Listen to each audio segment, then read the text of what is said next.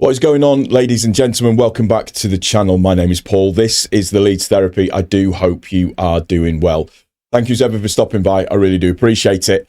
And yeah, but busy periods, lots of stuff going on, the usual kind of things. So just wanted to bring you a little bit of information this morning. We're going to touch on Delap, and we're also going to have, or I'm going to give my 10 cents to do with the new home kit. So yeah, it's the interesting thing, isn't it?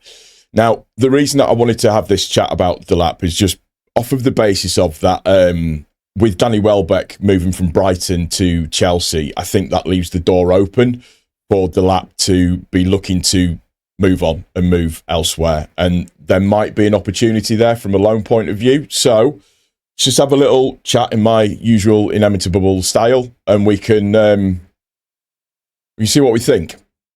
So, the Liam Delap story wasn't simply social media speculation. So far during the summer, there's been a few outlets that have suggested that Leeds were monitoring Chelsea's striker situation.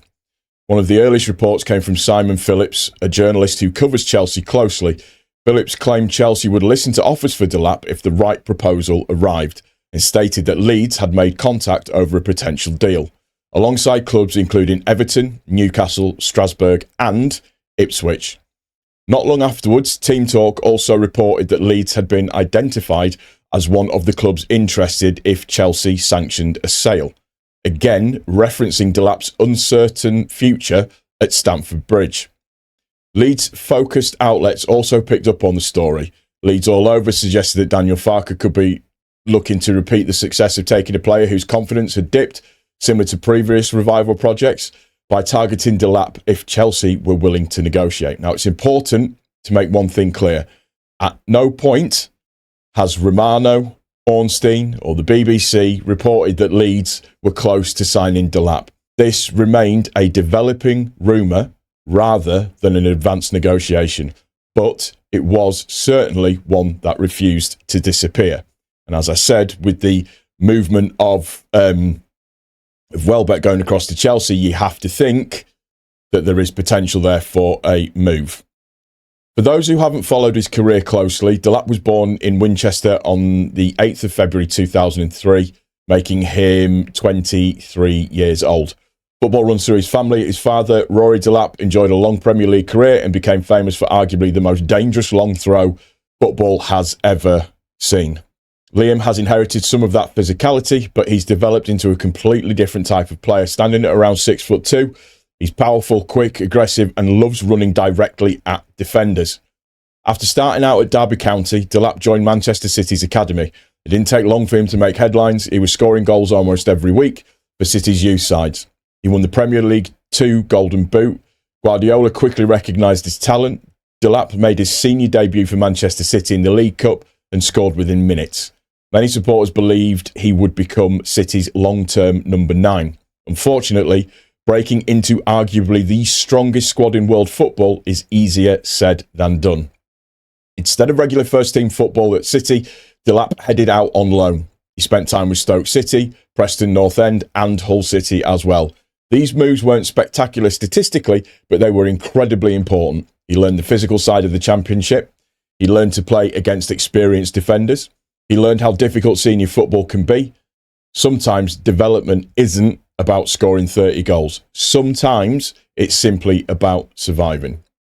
The breakthrough really came at Ipswich. Given regular minutes and confidence, Delap began showing exactly why so many clubs rated him. His movement improved, his pressing became relentless, his finishing became far more composed. Suddenly Premier League clubs weren't just looking at potential, they were looking at production. Chelsea eventually triggered his reported release clause and signed him on a long-term deal in the summer of 2025. His life at Chelsea. Things haven't gone exactly to plan. Injuries interrupted his momentum, competition for places remained fierce, while flashes of quality were obvious, regular starts provided difficult to come by. That naturally sparked speculation. Whenever a talented young striker isn't playing every week, clubs begin asking questions. Leeds were one of those clubs reportedly keeping tabs on the situation. This wasn't simply because he's a recognised name. Delap actually fits the recruitment profile Farke has increasingly looked for. particularly in this summer period. Young, athletic, Premier League experience, high ceiling, potential resale value, and he's exactly the sort of striker defenders hate facing. He'll chase, he'll press, he'll battle, he'll stretch. He's far more technical than many people give him credit for. In fact, to describe Liam Delap in a few words, I'd say he's direct, he's aggressive, and he's fearless. He always is looking to run beyond defenders. He enjoys contact. He's excellent at protecting the ball. He's strong enough to hold defenders off. He's quick enough to attack space, comfortable receiving with his back to goal. He also presses with enormous intensity. That's something Farke values enormously. You can easily imagine Delap leading the press at Ellen Road. In terms of him, from an improvement point of view, he needs to get his confidence up. He's still developing.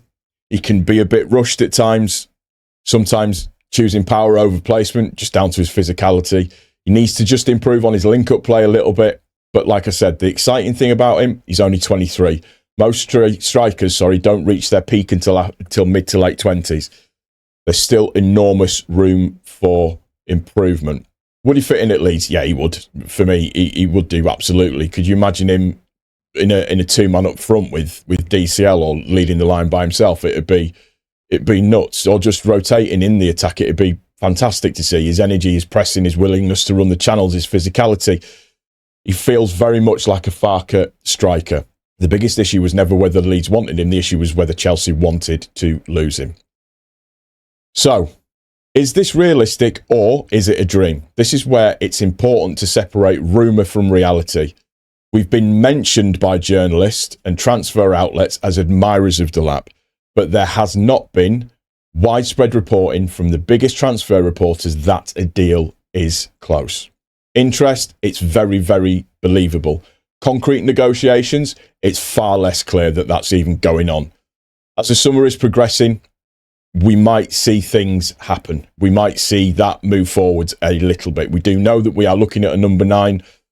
Somebody is competition for DCL. So he stands there with good potential, I think, definitely.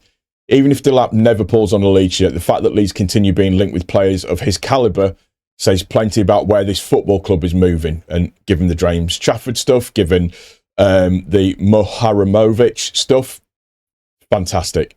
With this, you've got to look at what Delap fits in terms of what he can bring to the table. And it's stuff that we've mentioned previously. His strength, quickness, and the fact that he's hungry, he's improving. He's got a point to prove now as well. Would he be a good signing at Leeds? Yeah, I think he absolutely would be. It all depends on whether or not Chelsea want to let him go.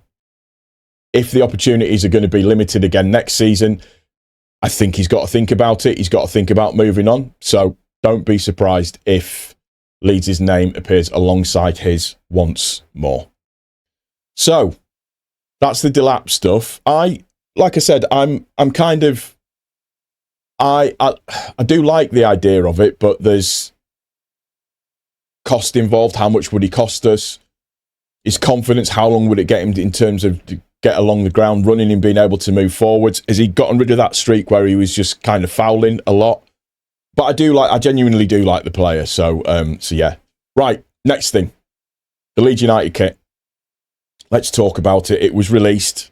When I say released, the Adidas website leaked it before Leeds managed to release it. So the big unveil that they wanted to do was ruined by Adidas, the main shirt makers. So yeah, that was incredibly funny to see. So let's just have a quick look and see how we feel about it. I don't know. I'm going to have to see it. I haven't seen it in the flesh yet, so I can't really give you a full description of how I feel about it and what I think it's going to do, or if it's going to be good, or this, that, and the other, or how it's going to work. I think it looks okay. I don't know if I'm a big fan of the horizontal stripes. I don't know whether or not I think that vertical stripes might be a little bit better. I don't know.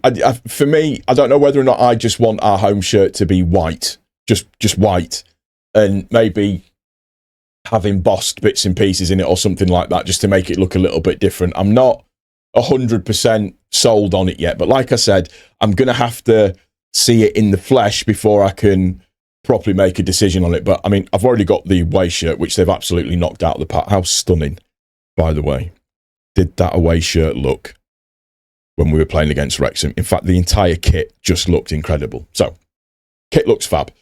The away kit, I'm not 100% sold on the home shirt yet. It's